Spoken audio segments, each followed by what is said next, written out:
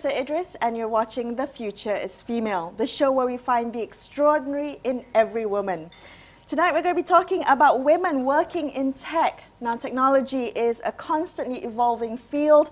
With social advancements now, the tech industry must confront new realities within the current social context. And our society is aiming to move closer to gender equality, and therefore women are building a stronger presence in the traditionally male-dominated tech industry. So let's take the US as an example. Women make up more than 50% of the workforce in the US, but only achieve about 20% of representation in the tech sector. So let's talk about that tonight. Joining me on the show, I have Janelle Lee, co-founder and chief product officer at Bantu, which is a social enterprise that provides tech solutions for nonprofits to manage their operations. We're gonna jump into that shortly in the interview, Janelle, what Bantu does. But welcome to the show. It's good to have you here. Thank you. Now, I want to kind of touch back on the very beginning, where you started kind of working in the tech industry, because you didn't actually kind of study in a traditionally tech-focused subjects in school or in university. You studied communications and psychology, right? At NUS in Singapore. So talk to me about how you found yourself working in the tech sector. It's actually a really interesting story. I never thought that I would be in the tech industry. I think I wanted to just work in a tech giant, maybe, you know, but not actually be in a tech industry per se. I started off really wanting to study psychology because I was always interested in human behavior, why people would behave the way that they do, patterns in people's thinking, and these sort of human-related stuff. And what I realized was that psychology in itself, when I majored in it at first, I realized it was a really research-intensive subject. But what I was really passionate about was to find solutions to different problems that we face in our daily lives. Okay. And going back to that story, I actually went to the US on this program called the NUS Overseas Colleges program. It's actually a really good program that encourages people who want to be entrepreneurs and work in the tech industry especially to venture out of Singapore and do an internship there for a year. So the university actually helps place you with different startups, right? So the university has a tie-up with perhaps different startups in different industries. That's right, and then places students as part of an internship. Yes. Which is amazing, right? And I love this story, Janelle, because I think for many of us, we assume that if we want to work in tech, we have to study coding, and have to be really good at IT, and we have to be masters of the computer. But your story tells me that you don't have to, be traditionally trained in all these things. You can actually find a way to kind of break into this industry. That's a really interesting one. So tell me a little bit more about this program that sent you to New York. So when I was in New York, I interned at this social media analytics startup. And what I did there was that I was a product manager. So to actually most people, they have no idea what a product manager is, especially in the Southeast Asia context. Or in the tech context, because you think about product manager as, the retail sense of product manager, right? So what is it in tech? So in tech, the company that I worked at was a software company. And so what that meant is that every product has different features. Like if you use Instagram, they have like a camera function, they have a sharing function, they have a like function. So all these different functions are managed by different people. And I managed like a part of the platform, which was like security, logging in, and different parts of that social media analytics platform. Okay. And what I did was that I managed the features. I would receive feedback from customers and users that were using the platform, and based on their feedback, I would work with the different teams such as the developers, software engineers, the user experience designers, as well as my manager, we would consolidate all these feedback and make the new features and improve features into reality. So part of your job was user experience design, right? And this is where your psychology background comes into play, because then you kind of think about how people behave and how they don't want to be treated on a certain platform, the kind of user experience. So did you I like that your first experience with tech is through social media. And that's, I guess, a really easy entry point for many people. Was that kind of the natural progression you saw, using social media as a way into the tech industry? I think the very privileged thing that we have in my generation is that we get to use tech right from the very beginning. Yeah, you're a digital native. You're born into it. Yeah. I mean, I didn't have a smartphone right when I was younger, but I used a black and white phone before. Okay. But then still, when social media, exploded in 2007, when the iPhones were first released, ever since then, all of us have that real experience with technology. So in the past, when you talk about technology, you usually think about like industrial revolution, how about machinery, about, really big, like unknown things. And scary and intimidating for many people.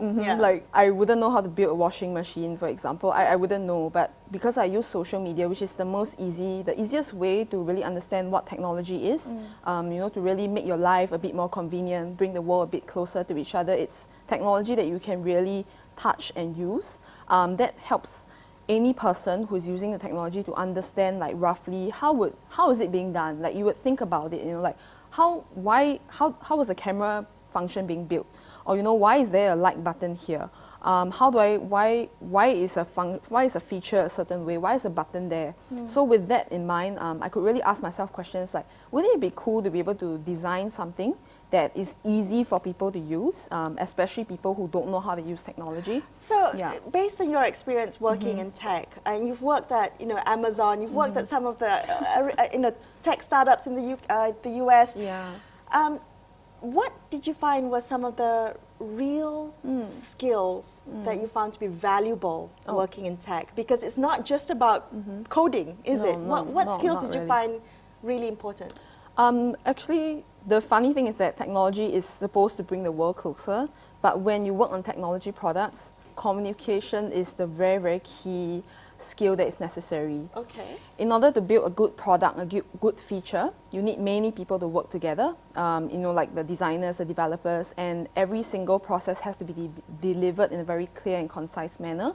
One of the key things is learning how to communicate with other people, especially in using very tech-centric words. Okay, all right. Because the jargon can cause communication to break down, right? Definitely. So you have to find a way to kind of story tell what you want. Yeah. Okay. And the very important thing is how to tell a story from the customer's or the user's point of view, because that ultimately would bring your point across the best and convince people that this is something that's necessary, this is something that we should do. Okay. It's I wouldn't say it's any different from any traditional business where you want to go into a new market, you want to go into a new bring in a new product for your retail business. It's actually the same thing, just that it's software, and all the different skill sets that's required to build a traditional business is actually really similar to what is needed in a software company. Okay. Yeah. So when people are intimidated about working in tech, what would you say to them? I would say that there's actually a misconception in terms of what working in the tech industry is like.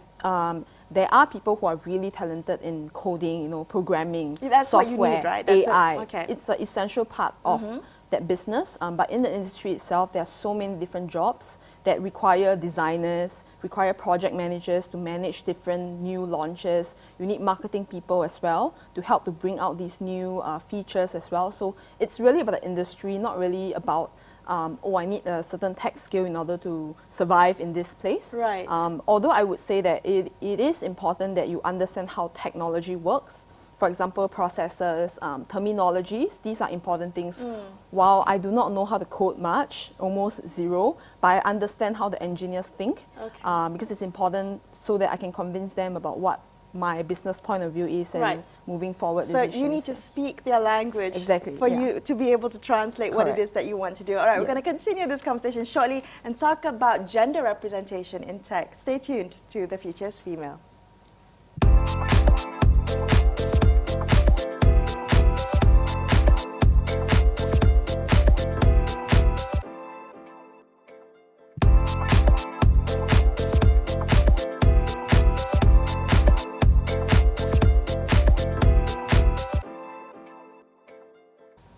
Thank you for staying with us at The Future is Female. I'm Melisa Idris. I'm speaking to Janelle Lee tonight, the co-founder and Chief Product Officer at Bantu, which is a social enterprise helping, providing tech solutions for non-profits.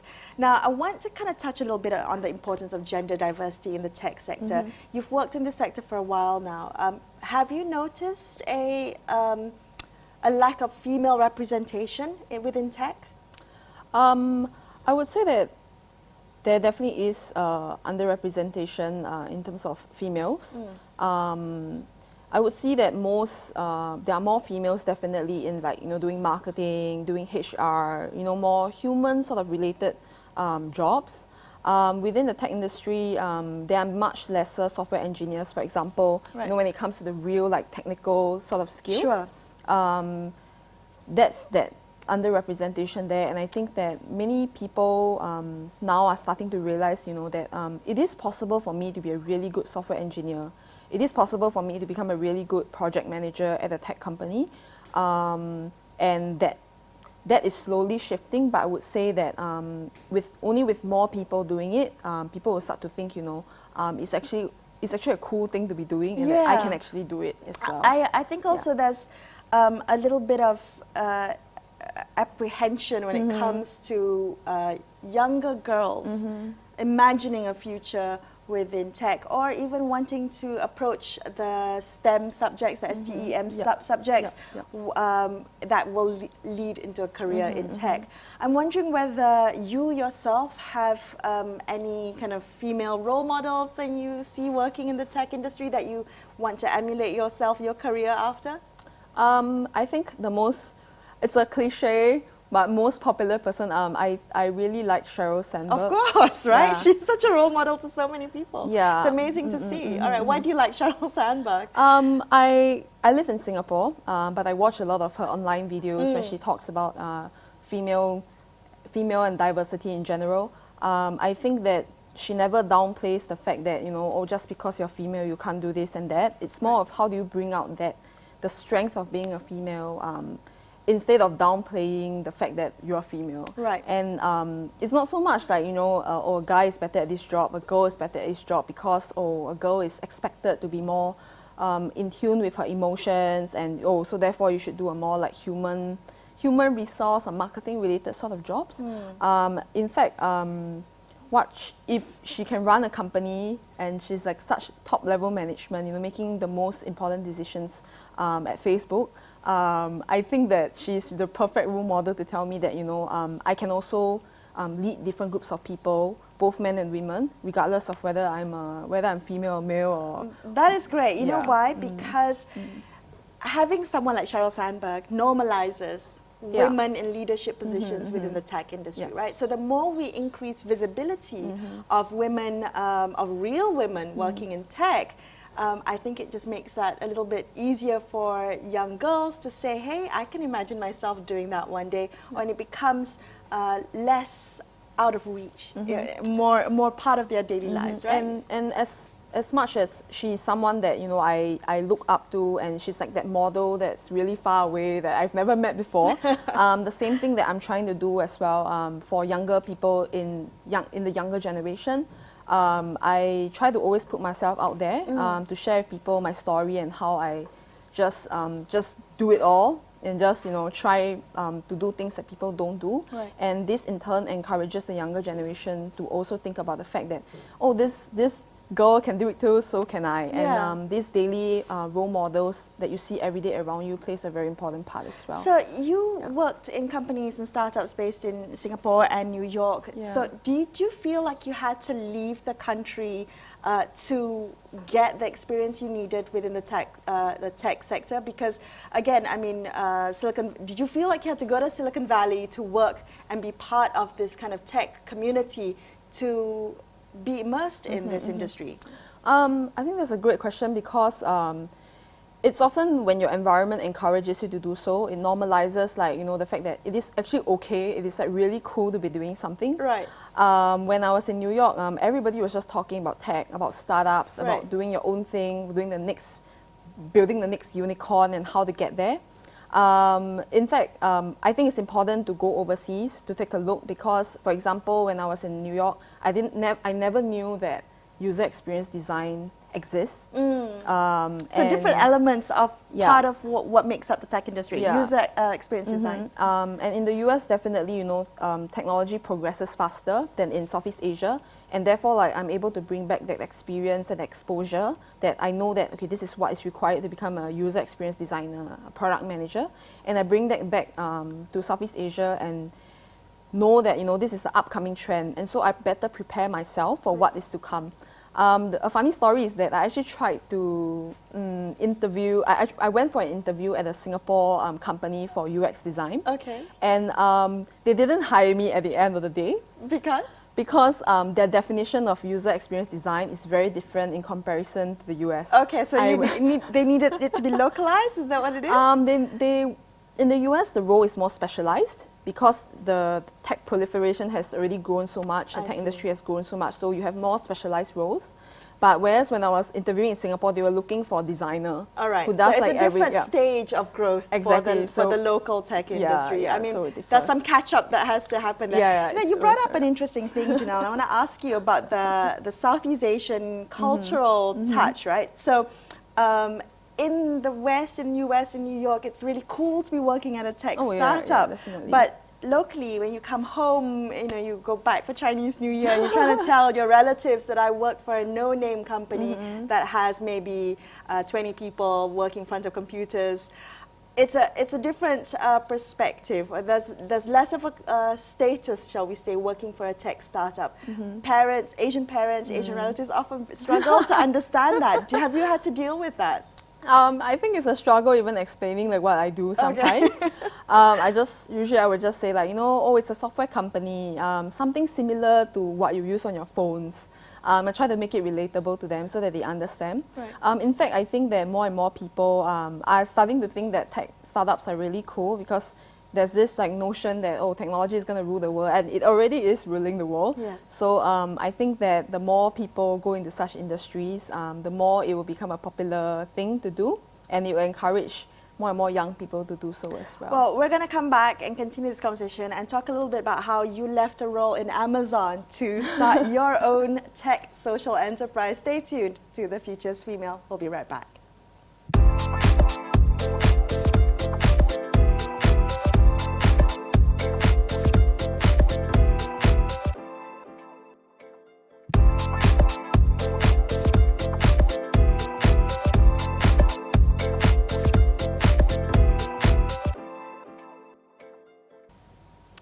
Thank you for staying with us on The Future's Female. I'm Melisa Idris, with me Janelle Lee, co-founder of Bantu. So talk to me a little bit about Bantu, the Malay word for help, of course.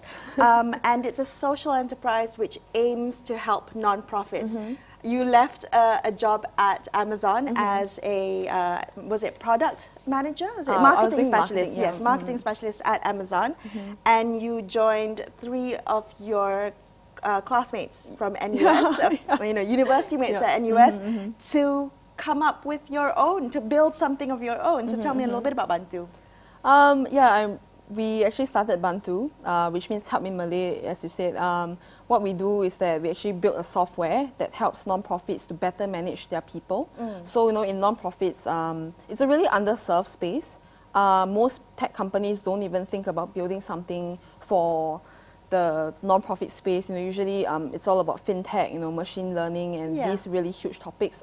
But what my then friends and now co-founders we wanted to do was to really find the most pressing problem within the non-profit industry and try to solve it. And what we did was that we talked to, I think, around 100 non-profits to really understand, you know, what are the real issues that they're facing on the ground that's stopping them from creating the good that they want to create. In the non-profit, they have many events and activities that happens, and they often struggle with really managing people. Imagine if you have to give you a good example, we work with WWF Singapore. That's one of our really cool clients that we have. They organize this thing called Earth Hour every year. Turn off all your lights, electrical appliances for now. Exactly, yeah. So in Singapore, they are actually the main non-profit that's organizing this event, and they usually require many volunteers to help them out in the event. And what usually happens is that they would need to do things like track their attendance, know who is there, know who they are getting, approving them, tracking many different things, their details to make sure, you know, that their background is suitable for the program, what their skill sets are. So all these different points of data, as well as tracking of hours, becomes a really painful thing for them. Yeah, it feels like there's a lot of paperwork involved, a lot of admin process, right? Exactly. So logistics-wise and operations-wise, it's actually really difficult to organize something like this. And it's even worse for a non-profit that has activities every single week. For example, at the Kidney Dialysis Center, they will require befriending services every single week to take care of their patients. So do most non-profits not already have a kind of digital platform to help them manage all this data? So are they still doing things analog? Most non-profits that we talk to, they usually have a combination of solutions. Some of them are, for example, when they do attendance taking, they would use pen and paper to do it. They would like mark, and then they go back and use Excel to basically compute the data. Right. That's a lot of man hours, isn't it? It's really quite taxing, and most of them do have some sort of technical solution like Microsoft Excel. They would use like solutions that are not built for the social sector. And this is what is happening in the current industry, and that's why what we decided to do was to build a tool that is specific to the social sector or any kind of organization that wants to create more good. What does that mean, specific to the social sector? So give me an example of how a solution is made for the social sector as opposed to, say, a commercial-driven enterprise. I think the first thing is that there are two aspects to this. The first thing is that we are a company that is born out of that, creating that social value. So we are essentially people who really understand what the non-profit sector is about, the challenges they face, problems to get there, and we always recommend solutions on, you know, the whole ecosystem. How can we make the whole non-profit sector to use more technology that's actually good for them? Okay. The second thing is that the technology that we built really understands the kind of reporting that they need, because what happens in non-profit sectors is that they usually need to apply for grants, they need to talk to different grant bodies and produce reports to show to the public. But what happens is that they don't have numbers such as their active members, number of active members they have, number of hours that they serve, the members' details, and certain types of security measures like documentation that is required for a volunteer to serve at their organization.